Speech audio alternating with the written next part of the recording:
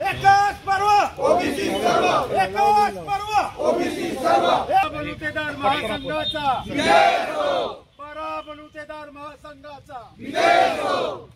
ठीक आहे, चला समोर कॅमेरा समोर काय सांगणार काल मनोज जरांगे यांच्या मुंबई मनोज जरांगे साहेब जे ओबीसीतून आरक्षण मागतायत ते चुकीचं मागतायत। त्यांना मुख्यमंत्री साहेबांनी 10% आरक्षण दिलेलं आहे। आमचं हे म्हणणं आहे की ते 10% त्यांनी पाठवलाय प्रस्ताव, त्यांनी त्याच्या मंजूर हजर राहिले असेल समजून घ्या।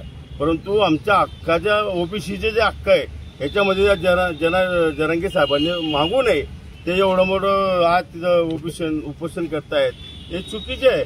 आमचं हे म्हणणं आहे की सुप्रीम कोर्टाने मराठ्यांना ओबीसी मध्ये देता येत नाही असं म्हटलेलं आहे, तर मग हे काय एवढं लावून धरताय? का पब्लिकची म्हणजे शासनाची भांडतायत एवढं? तर भांडवू द्या, आमचं काही म्हणणं नाही त्या विषयावर, परंतु आमच्या हक्काच्या याच्यामध्ये आम्ही ते देऊ देणार नाही। आज ते एवढं हे करताय तिथं उपोषण, आम्ही सुद्धा जर आमच्या आरक्षणाचा धक्का पोहोचला तर आम्ही सुद्धा रस्त्यावर उतरू शकतो। याकरता आज आपण इथं काय केलेलं आहे? आज आम्ही कलेक्टर साहेबांना निवेदन देणार आहे की आमच्या आरक्षणाला धक्का लागायला नको म्हणून। मॅडमांचं घ्या। ओबीसी समाज आज आक्रमक झालेला आहे।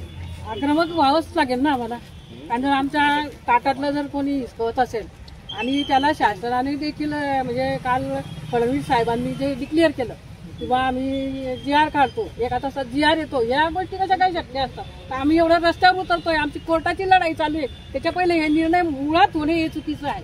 आणि आम्ही जे लढाई लढतो ही न्यायालयीन लढाई, त्यांनी सुद्धा न्यायालयीन लढाई या पुढे लढली पाहिजे। असं रस्त्यावर उतरून दमदाटा करून किंवा असं या पद्धतीने आंदोलन करणं हे तर मुळात पहिले चुकीचं होतं। त्यांना परवानगी दिली, 1 दिवसाची होती, त्यांची परवानगी वाढली, म्हणजे मग असंच ते होत चाललं। आणि मुंबईमध्ये जर त्याचा त्रास होत असेल तर शासनाने असे निर्णय घेणं, मग आता उद्या उठून आम्ही जाऊ, आम्ही मुंबई ब्लॉकवर, मुंबई तर सगळ्यांचीच आहे ऑल ओव्हर। मला सांगा, मुंबईमध्ये लोंढाचा लोंढा येत असतो, मग याचा अर्थ की मुंबई ब्लॉक नाही होत, ऑल ओव्हर म्हणून लोक येतात। काल जे हैदराबाद नियमानुसार करण्यात आलं त्याला आपला विरोध आहे का? विरोध आहे ना, राहणारच आहे। आता कशा पद्धतीचं याच्यामध्ये आता ज्या 374 जाती जर ओबीसी मध्ये आहेत आणि परत अजून 21 जाती याच्यामध्ये ऍड होणार, म्हणजे टोटल तुम्ही धरून घ्या 400 जाती जर याच्यात होणार आणि त्याच्यामध्ये जर अजून 10% गेलेलंच आहे आमचं परत, मग राहतं काय आम्हाला शिल्लक? पुढे आमचं भविष्य काय, आमच्या पिढीचं भविष्य काय आहे?